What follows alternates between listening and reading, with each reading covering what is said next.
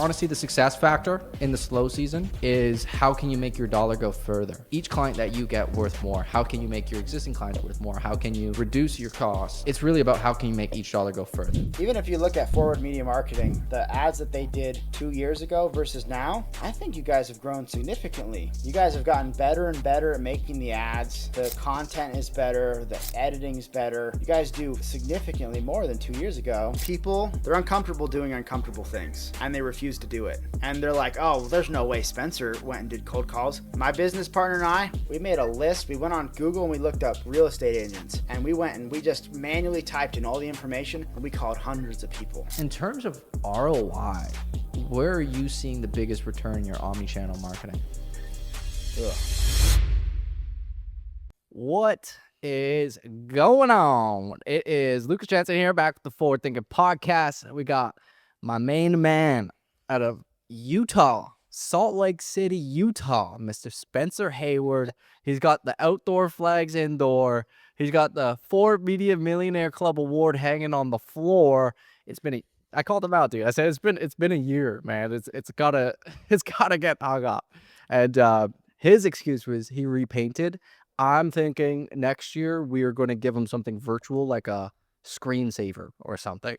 Oh yeah, that'll be cheaper, you know. Gotta cut costs somewhere.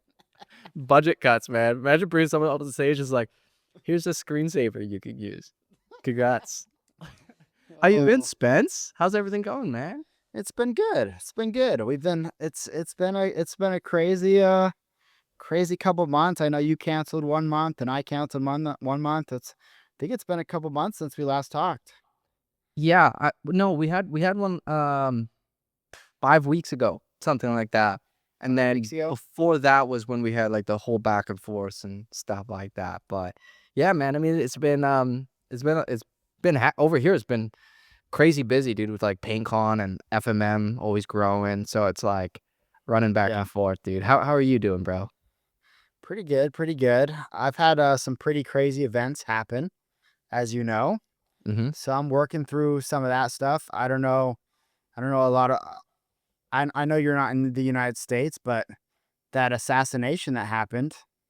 I don't know if I told you this, but I was there. Yeah. I was messaging you on Facebook. You're telling me you were a couple feet away or something, and you saw the whole thing. And dude, that'll rock someone's world, dude.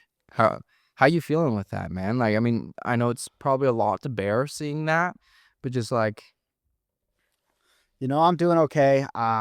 Trauma takes a long time to digest, so I'm just taking it slow and letting my emotions kind of run through me and trying not to push them down too much and just letting that happen. I mean, it's a traumatic event, more so for other people than me, but it's a crazy scenario to see that happen.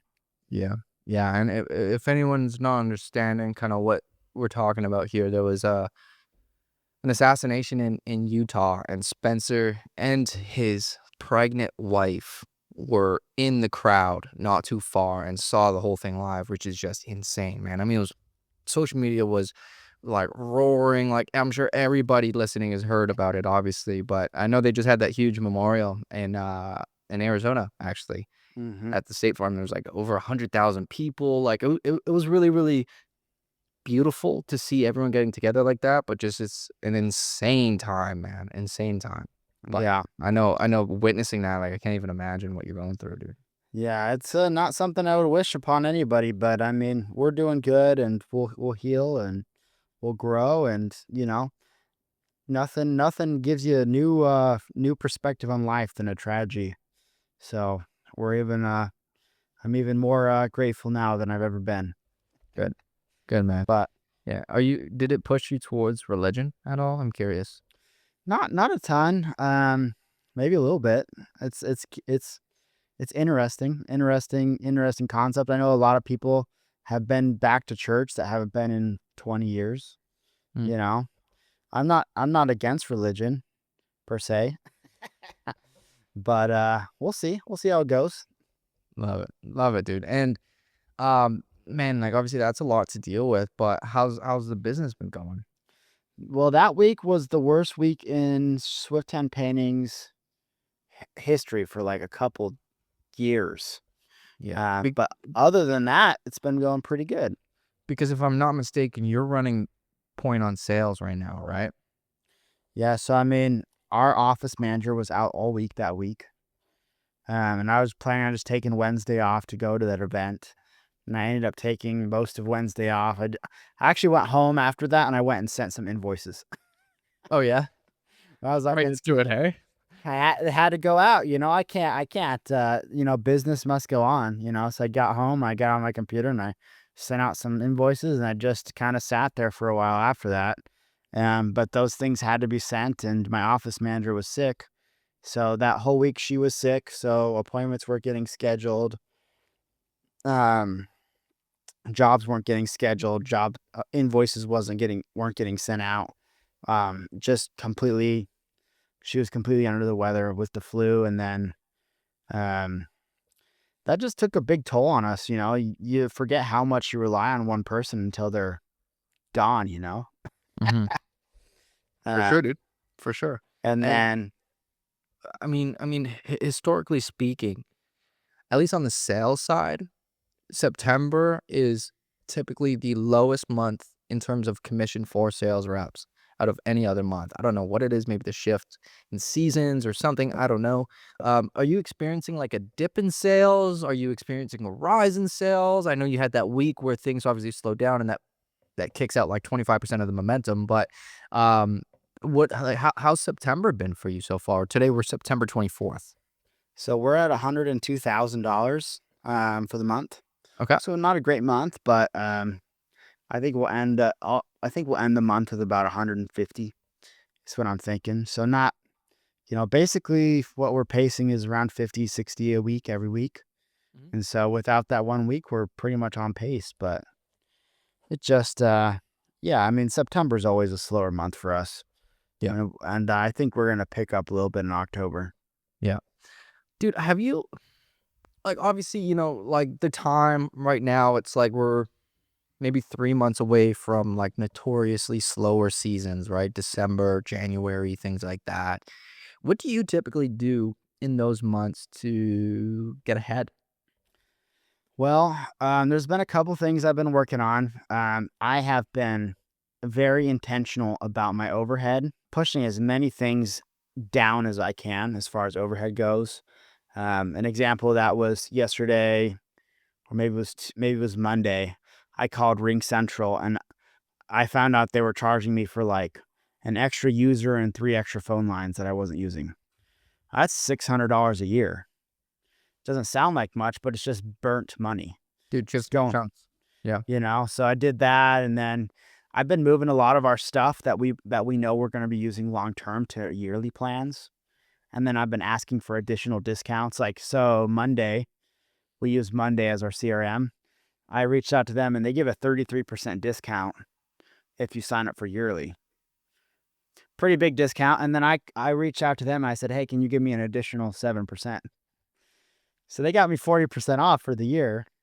That's pretty good. But That's you gotta not pay up bad. front. You gotta pay up front, right? You got to pay up front, but I would rather pay it right now when we're making money than in the slow time. I'd rather get a bunch of our big chunks out of the way. I don't have to pay Ring Central again till like March, and most of these things I'm not going to have to pay till next year Hmm. because I've already paid it all.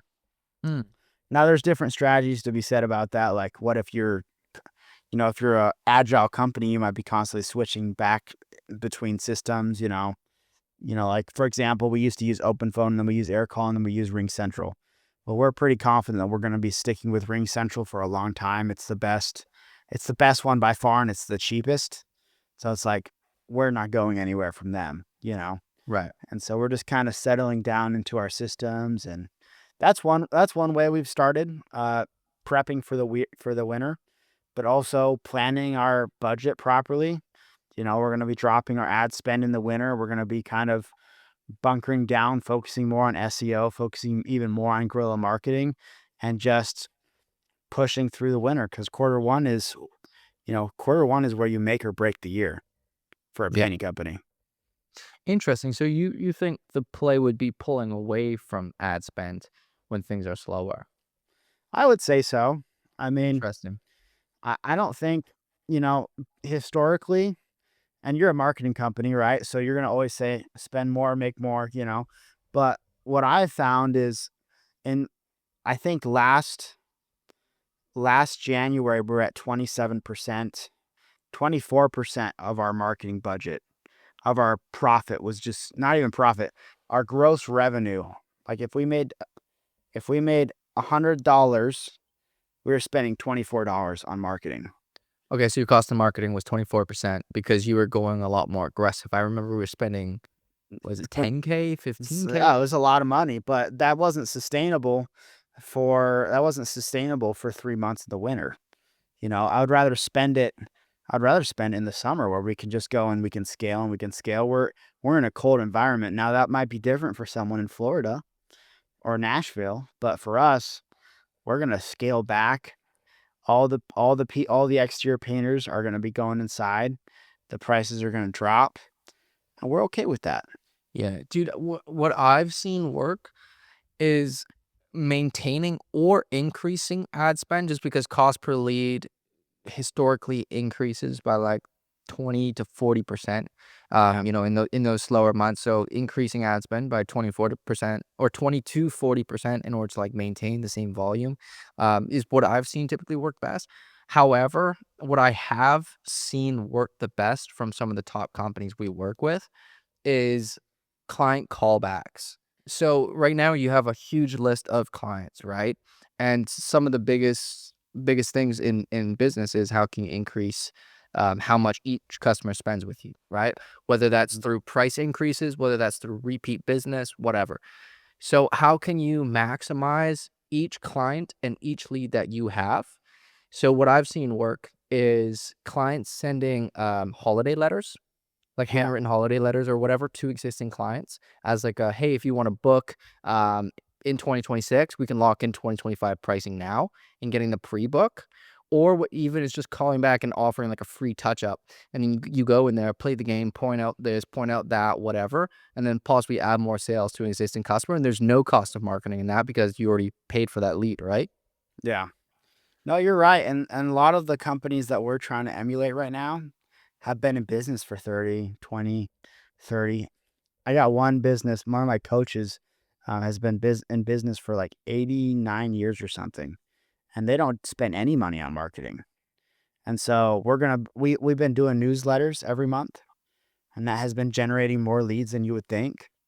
And so we'll just keep doing that in the winter, giving good deals out in the winter for interior and, getting that well of existing clients now that we've been in business for 5 years. Yeah, yeah, exactly. And your business gets to a point where you kind of earn an audience, right? Like you running off paid ads, your following on Facebook or Instagram or whatever just like substantially increases and you kind of earn that audience instead of having to pay to reach an audience. You could begin leveraging more organic plays. I know you go a lot into communities. I always see I'm in the Utah communities. I always see you posting in those. And that's just free marketing, right? It's you're sharing an audience on there.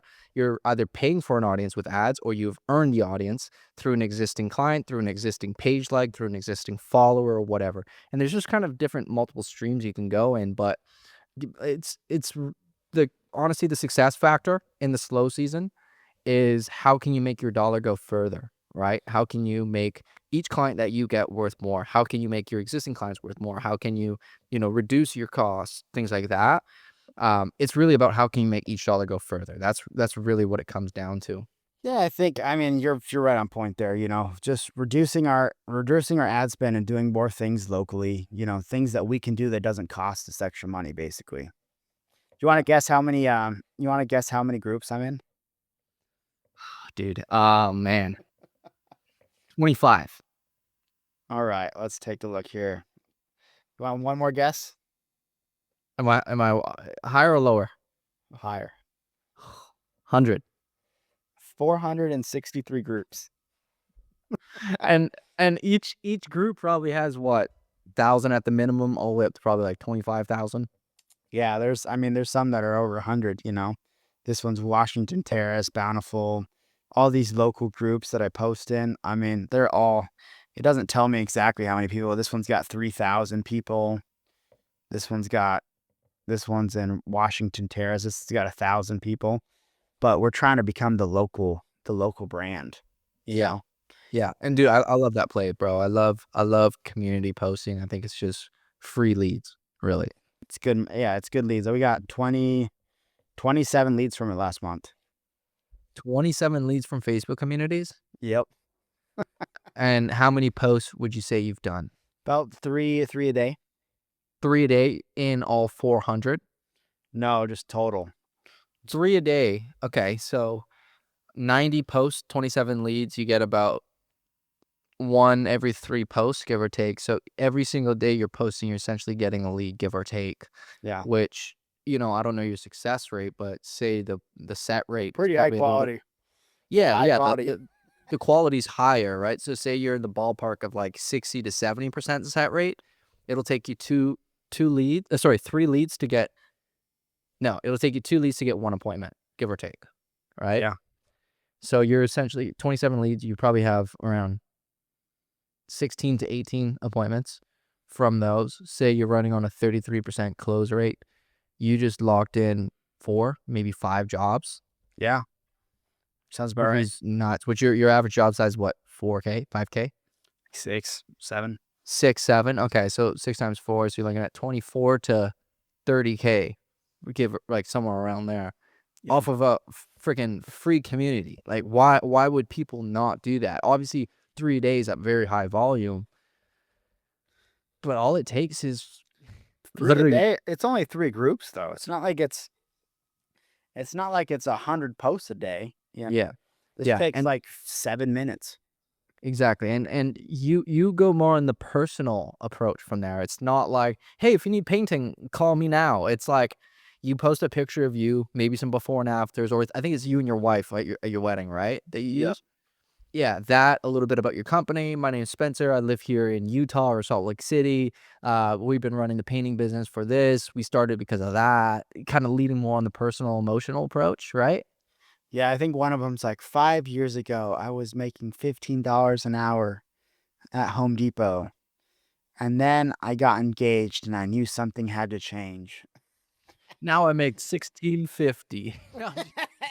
Now I make almost $19 an hour. Yeah. Hey, real quick, before we get back into the video, if you are running a painting, an epoxy, or a concrete coating business, and you're saying to yourself right now, Lucas, I am done playing it small. Lucas, I am hungry and I'm ready to grow and I'm ready to scale my business this year, then listen up. If you want my team and I to help you fix that, if you want more qualified leads into your sales pipeline, if you want more high intent appointments into your sales calendar, and if you want more high ticket jobs, shoot me a quick text at 602-833-5079 and I will personally reach out and set up a game plan to help you turn your yearly revenue into your monthly revenue and help you dominate and scale your business right now. I hope you're enjoying the video so far. I appreciate you tuning in and I look forward to helping you scale your business this year. Let's go. And my wife spends 17 of that. I'm just sure. Spends all of it. Oh man. No, but I love that though, man. I love that. And I think, man, I'm a big advocate of, like, people are like, oh, keep business, like remove the personal from business, but I'm a big advocate of like bring the personal into the business, share your story. Yeah.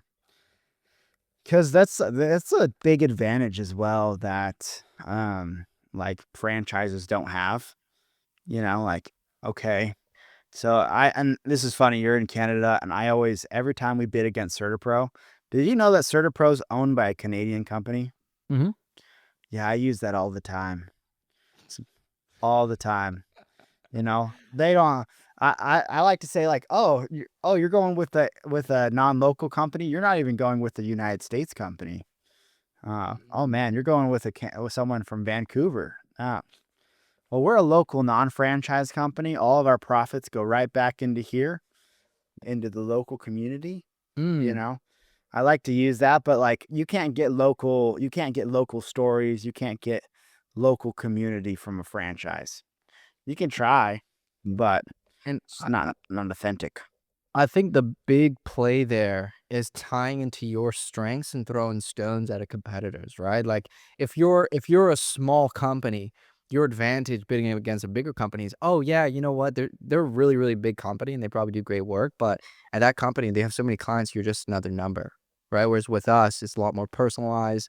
you have my personal cell phone. Any questions, you come to me directly, whereas there you have to go through the loops and stuff, right?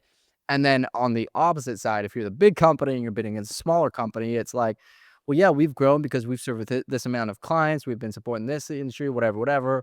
We're not calling people out of our parents' basements. Like, you know what I mean? Like, Yeah. you could find angles in any type of thing, right? You're finding an angle of like a international company, right? Mm-hmm. Whereas that international company could come to you and be like, oh yeah, well, honestly, it's not just us. There's so many different franchises, and we share the winning solutions across all the different franchises. All of our pricings are down to a science. Whereas them, I don't know how many clients you know what I mean? Like, there's different angles you can play depending on the situation. Yeah. But I love that, dude. I love that. Yeah. We're just doing our best over here. We did since we last talked, we've done 2 home shows. Just a side point.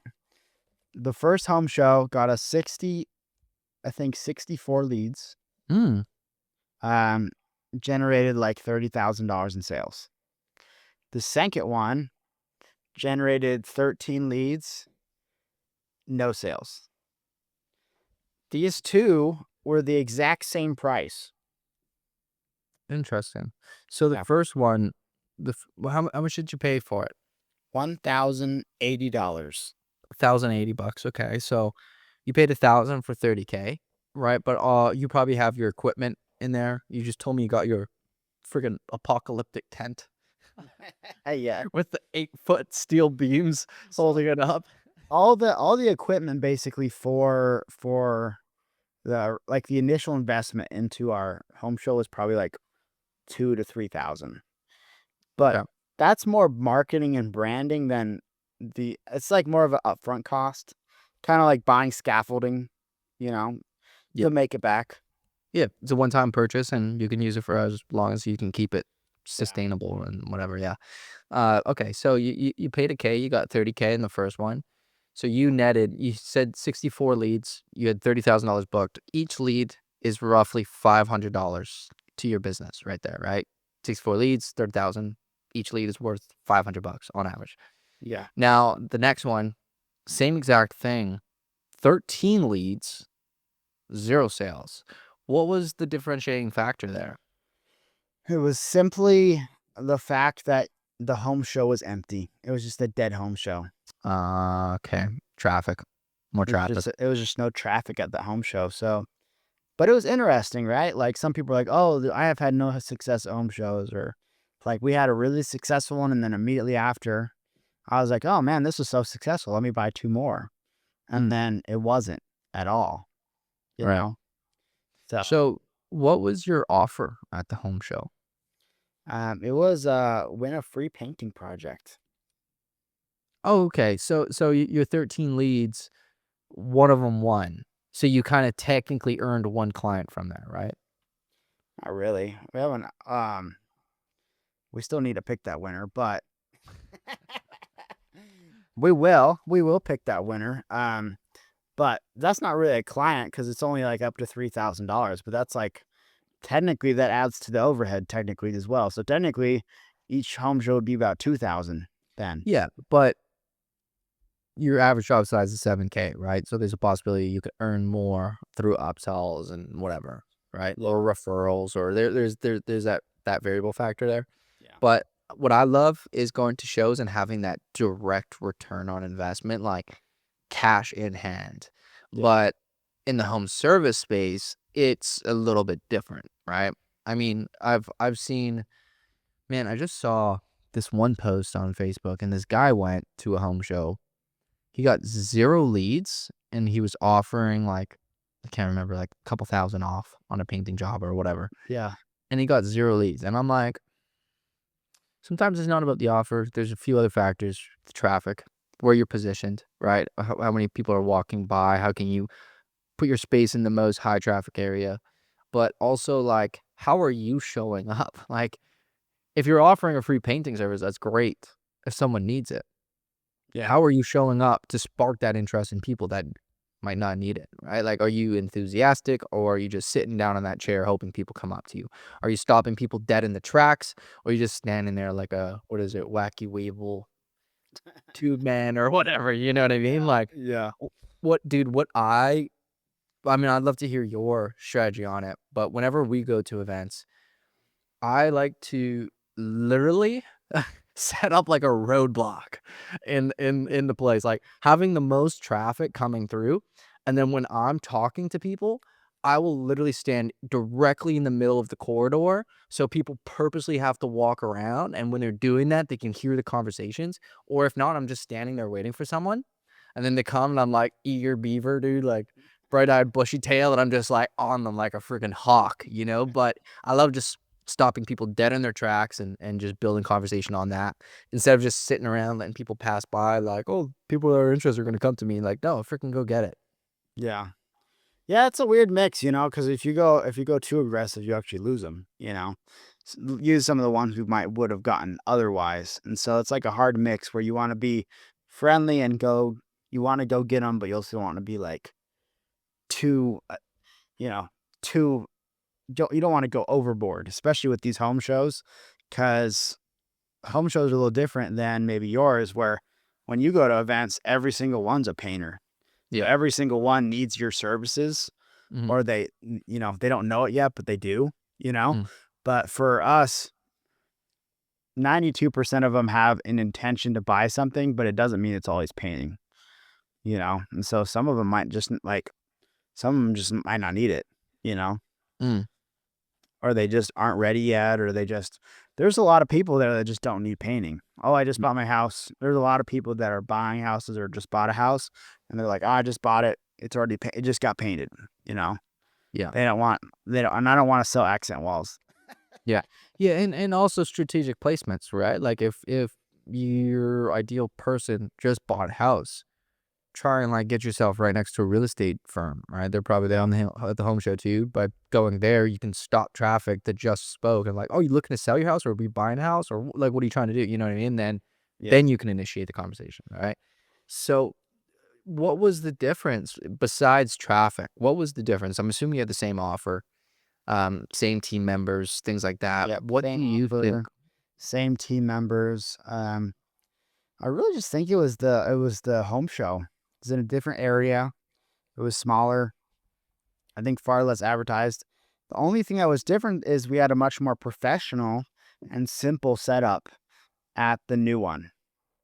The The big second one. one, the second one had the one that got that got no return, actually had a better setup. It was more polished. It was because we had our first version and it was very much, hey, you can clearly see this is their first home show. And the second one had the tent and had the other stuff, and I don't think we went overboard on it, but we actually tried to simplify it a little bit less clutter, a little simpler, simpler marketing, simpler image, simpler branding, just more specific on what we're doing. Yeah. Yeah. So I don't know. It's possible that was a factor as well. I don't think that was the main factor. It's hard to measure. It's hard to Yeah. measure. Yeah. Yeah. Because you don't have a survey of like, how did our booth make you feel? Right. Yeah. But Yeah. They'd be like, why would I? They're like, why would I? And even if you did, they're not going to be thinking introspectively about it. yeah. And what would happen with the other 12 leads that didn't win the giveaway after you choose the one? Like, have you contacted them at all? Have you just not chose? Like, what's that looking like? Yeah, we'll call I think we've already called all of them and offered them a $300 off. And so we still need to call. We still need to actually draw the winner, but we've Yeah. offered them all second place. Yeah. Yeah. I mean, everyone wins. I love that concept of like, first person gets grand prize, everyone else, this is what you're going to get just to thank you for signing up. Runner up. Yeah, runner up. Yeah. Dude, giveaways are tough. If you don't publicly announce the winner, I find, because like, is someone really going to buy painting from you if there's the opportunity that they might win the giveaway? Right? Yeah, it's true. So how can you frame it of like maybe calling the leads and setting the appointments and letting them know, like set the appointments from like Wednesday to Friday and let them know Wednesday morning or Thursday morning or something like that the winner's going to be drawn, and we'll tell you at our appointment to increase the show rate. The Well, we'll see how it goes. We got two more of this in October. So we'll see if those are a little better. I'm hoping they do. I'm hoping they go a little better because I'd love to see some good leads in October. Yeah, yeah, and even in terms of marketing too, pictures of you and your team, you can use that as an ad. Um, you want to hear a crazy play we're running right now? Yeah, let's hear it. Okay, so my team is at the PCA Espanol and Residential in San Antonio right now. Okay, Yeah. what we're doing is how can we give the attendees a taste of what we do without them like being a buyer yet, right? Yeah. So how we're doing this is Sam and Andreas, who's on our sales side, filmed a video. One's in English, Sam, and Andreas did it in Spanish. Filmed the video, and we launched it as an ad with a 1 mile radius around San Antonio, like their specific hotel the event is, using a custom audience list of the attendees at the event with awareness. So every person there that opens their phone is just going to be seeing Sam and Andreas saying, we just want to show you how Facebook ads can help you reach your ideal client. So they get a taste of it before, you know what I mean? So we're running that play. I mean, it's the first time we've done it, but Oh I mean, man. yeah. So, dude, if you have past pictures, do you get like a customer audience list from the home shows at all? Uh, they're trying to sell it. They're trying to sell it. How, and was that before the event or after? They sold it after. They sold it after. Okay. I was like, I'm not paying another $1,000 for this. Yeah. Don't do that. What I would do is during the event or maybe a day before, get a picture of you and your team and drop it on like a very tight 1 mile radius around. So if someone's on their phone or something during or before or whatever, and they go to the home show, they'll be like, "Oh yeah, like I've seen your ad." You know what I mean? Then there's already that additional touch point. So Oh yeah. we can try that if you want. I mean, we do that with our clients that offer that run door to door marketing plays. We have ads of their door to door guys saying like, "Hey, we're in your area. If you want to skip the knock and get your quote now, click here." Right. And we're using it on the same zip codes and routes that they're running the door to door as like a cross pollinated marketing strategy. Been working pretty well. It has been because they show up at a door and they're like, "Oh yeah, I've seen your ads," or they knock at a door and then the ad pops up later on, or they don't go and we have them like, "We also left you a flyer on your door or a hanger on your door," right? So then they see this hanger and they're like, "Oh crap, like we did get this hanger, like okay, so these kids left it." So it's like different kind of cool touch points there, right? So we're running that play as well. I love like the omni-channel marketing. It's a good having an omni channel. We have more of an omni presence than ever before at our company. I really like the diversification in our marketing. Google, Facebook, Angie ads, Angie leads, uh, hometown, you know, hometown magazine, value pages, then local newspapers, BNIs. We're just very omnipresent, Yeah. 3 different Google listings, all the things. And dude, it's just like, how can you make your name household, right? Yeah. How can I put Swift Hand Painting in front of every single person that could be a potential buyer, right? And Yeah. it's crazy how people buy. They might see a newspaper ad and then type your website, and then they go to your website and they don't buy, but we have a pixel and we're retargeting, and then they see freaking 4 different Facebook ads, and then they go to your Facebook ad, and then off that Facebook ad they message your page, and then they buy or they call you. Like, dude, it's just like people It's hard. It's hard. it's ridiculously hard to track, but I mean, we try obviously showing a direct return on investment for our clients. Like this lead got you this appointment and got you this sale, but it's like you got to be curious too. How many people see you at the home show and then see your ad and then buy, but they initially bought into you at the home show. You know what I mean? Well, it's a very branding. It's a very intentional branding. A home show is. We might do that same home show that didn't make us any money last year, just because of the branding. It's just very like it is like if we go there year after year, we'll be there. We'll have this booth, and people will eventually start to say, "Oh, I know these guys. They're here every year." Whereas before, you know, when we're a really small company, we didn't have any branding. You know, Yeah. I that's an interesting concept though too. Like last attribution. Like when was the last? Who was the last? What was the last little thing that got them to sign? I guess. Like what was the last thing that they got to sign up? Because they say that you need to watch. What is it? 8 touch points. Seven touch points.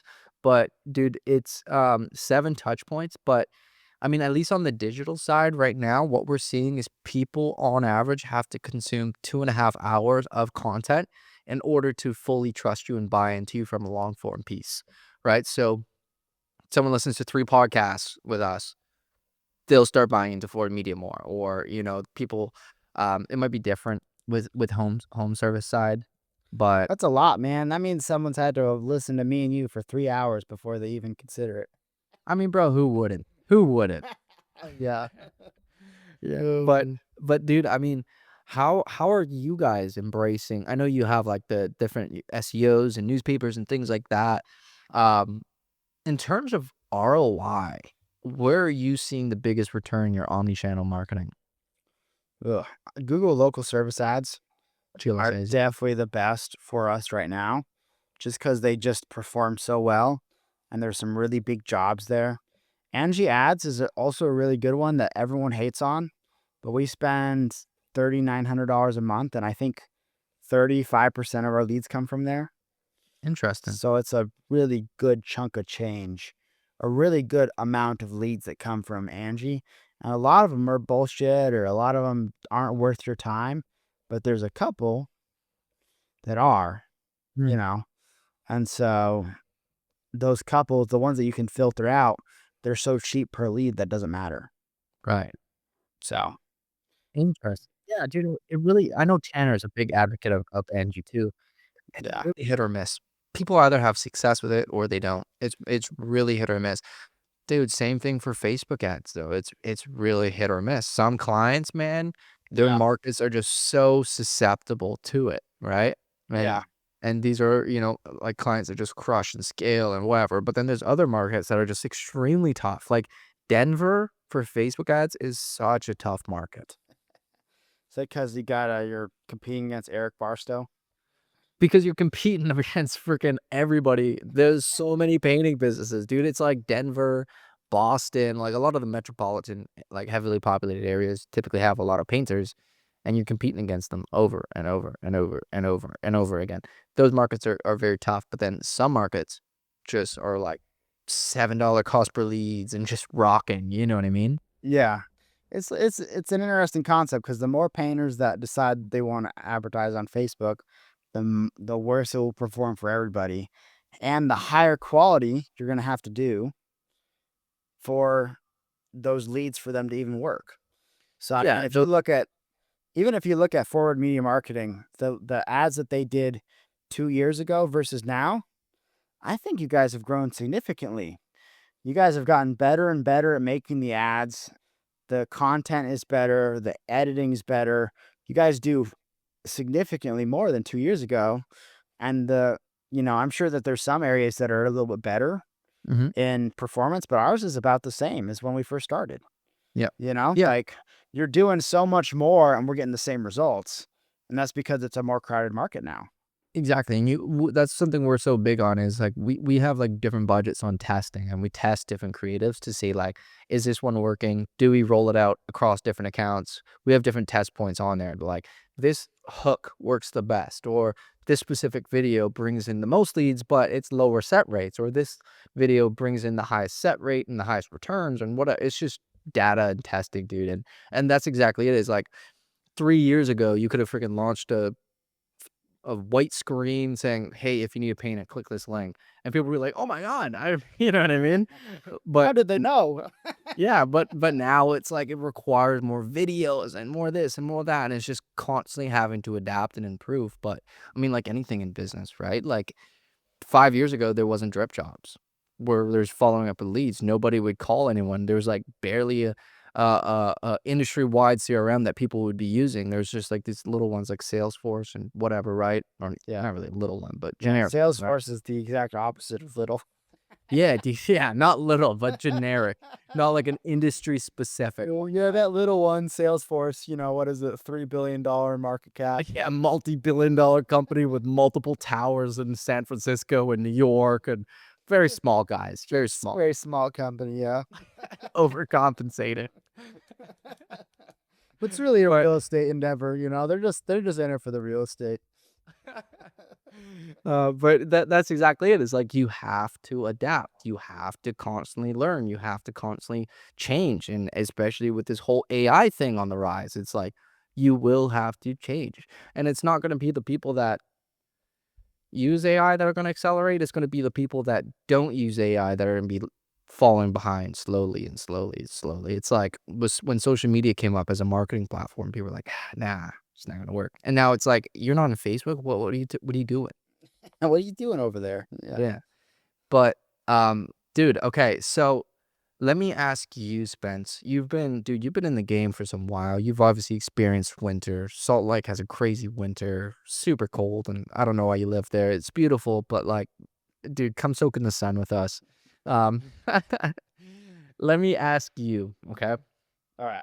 Hey, real quick, before we get back into the video, if you are running a painting, an epoxy, or a concrete coating business and you're saying to yourself right now, Lucas, I am done playing it small. Lucas, I am hungry and I'm ready to grow and I'm ready to scale my business this year, then listen up. If you want my team and I to help you fix that, if you want more qualified leads into your sales pipeline, if you want more high intent appointments into your sales calendar, and if you want more high ticket jobs, shoot me a quick text at 602-833-5079, and I will personally reach out and set up a game plan to help you turn your yearly revenue into your monthly revenue and help you dominate and scale your business right now. I hope you're enjoying the video so far. I appreciate you tuning in, and I look forward to helping you scale your business this year. Let's go.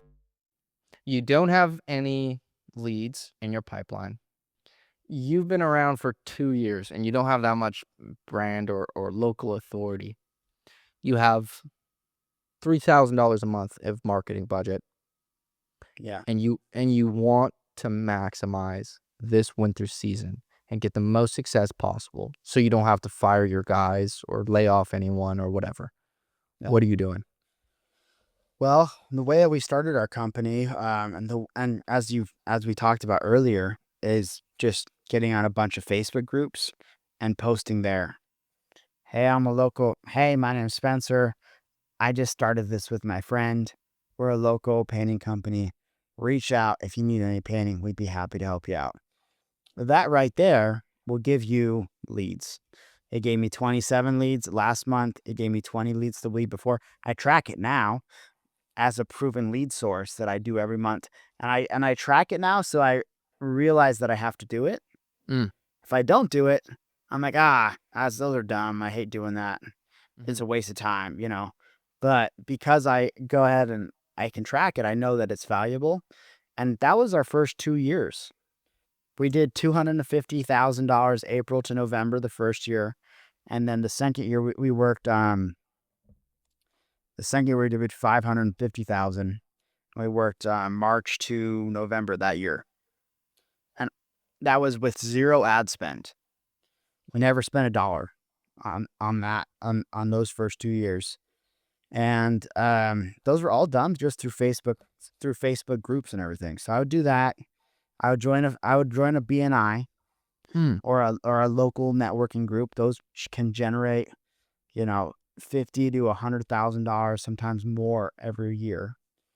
And I would go and I'd talk to people, and there's always door to door. You can always hang door hangers. Those are the BNI is $1,000 a year. So right now, I'm guessing that you could probably get 30 to 40 leads a month just with $1,000. Wow. And your time. Well, BNI and those Facebook groups. That, and then there's other free lead sources as well, like Home Depot and Rama Bio. Those are all free lead sources, right? It doesn't cost anything to get leads from Home Depot, and we get 5 or 6 of those a week right now. So it's like, why? As long as you spend some money at Home Depot, right? So they track it based on your spending. Long story short, you could buy a $40 drill and that would count towards a lead. Interesting. Like if you spend $40, now I'm getting too into the semantics of it, but if you spend $40, they'll give you a lead. But basically, you get a free drill with that lead.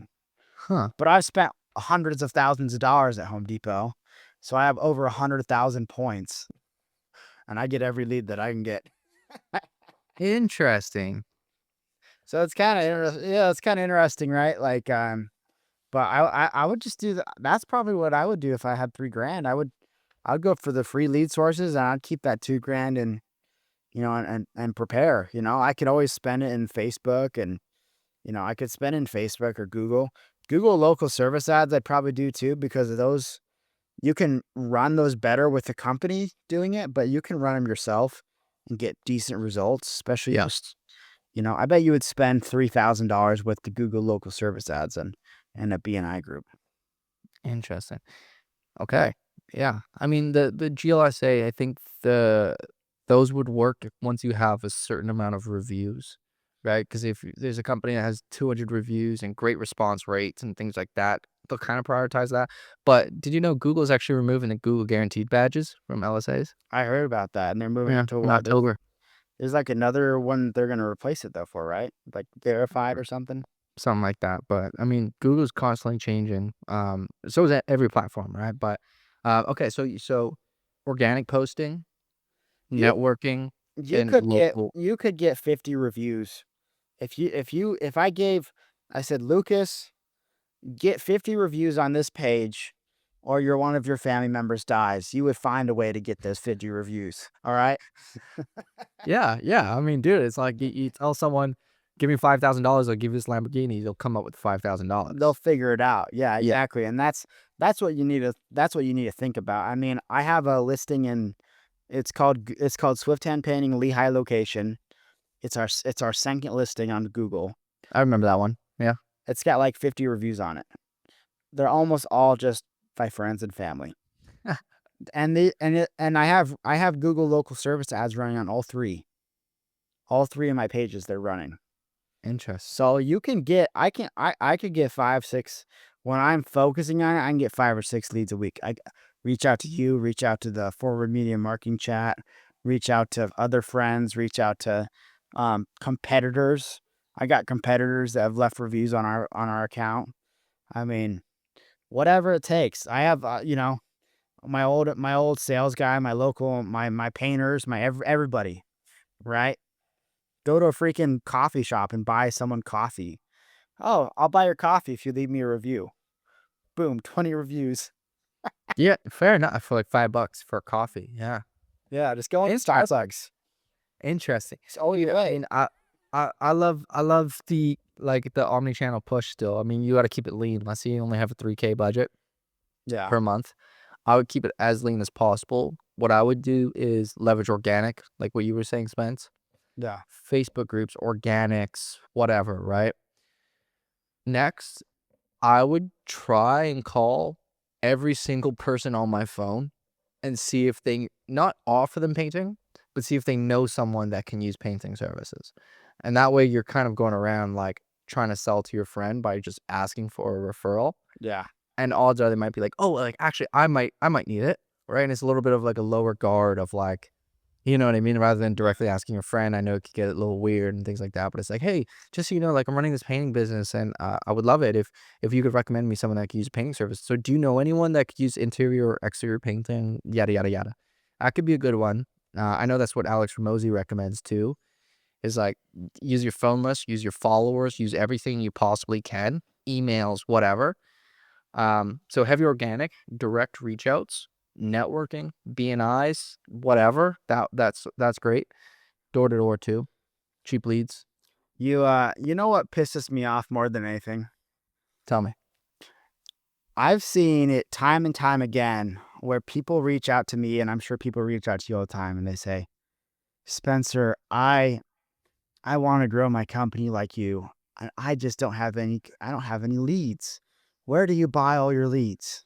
Or I don't have enough money. Where do you get your leads? How do you grow? And I go through this list basically every time.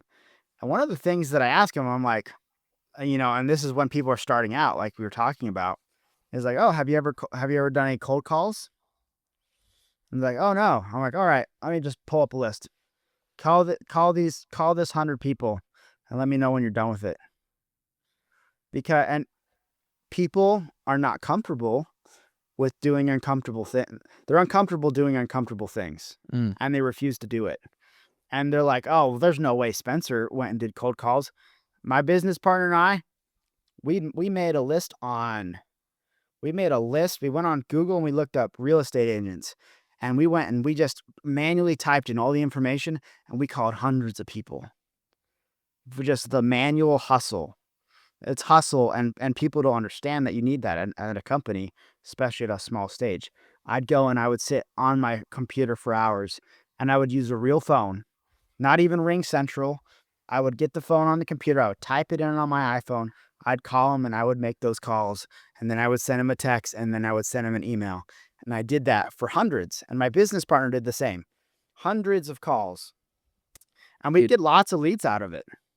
I did the same when I was starting out, dude. I would dress up in a suit. And when I was in my parents' basement starting it off, I'd dress up in a suit, listen to fucking music, get fired up, dude. And I just start ripping cold calls to businesses in the area. And it takes grit. It's hard stuff. It's uncomfortable, but it's typically the thing that you're avoiding that is going to get you to the place that you're looking to go.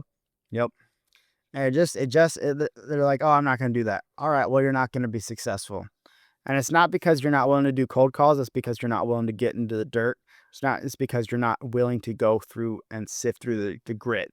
You're not willing to succeed and do hard things. It's not because you're not doing cold calls. It's because you're not doing hard things. Or you're not listening to, you're asking for advice, but you're not listening to it because it's uncomfortable. Yeah. It's crazy. Most people that I talk to have never cold called, and I ask them about it, and they're like, oh, yeah, I don't want to do that. Well, how do you get good at it? You don't think I was good at it the first 30, 40, 50 calls? But at the end, before we got really busy and before we started, doing ads and spending more money, I started getting good. Every single time I would end up with 3, 4, 5 appointments in a day. Interesting. I can generate them, man. Dude, you know what we should do next podcast? We should run some live plays of cold calling. All right. Let's do it. We'll show people that we can actually get leads out of freaking thin air if we really wanted it. Oh man, that'll be awesome. We'll run some live plays. It'll be a podcast. It'll be a couple hours, but we'll get them. We'll make it happen. But regardless of where your business is or where it's going to be, I mean, it's a slow season, right? And the word there is season, which means it doesn't last forever. It always comes back. Even if it's the worst slow season you've ever encountered, it'll always bounce back, right? But it's just proper planning that really kind of sets the people that succeed or not succeed in this quote unquote slow season, and kind of what you do leading up to it that matters the most. So, regardless of where you are or what you're going through or what you might be going through, you'll be good. You'll come out strong. Yeah, I agree, man. I agree, dude. Thank you so much. I appreciate you and everything you do, and let's kick some butt, man. Yeah, that's gonna be fun next time. Make some cold calls. I have to get on the call with Russell and get some help. No, not some help. I need a bot. I use his lead finder. He changed the password. Oh, is it D7 Lead Finder? Yeah. We'll download that. We'll run through it together. Yeah, that'll be fun. Sick. All right, bro. Have a good one, man. Appreciate you, Spence. All right, I'll talk to you later. Bye. All right, talk to you soon. Bye.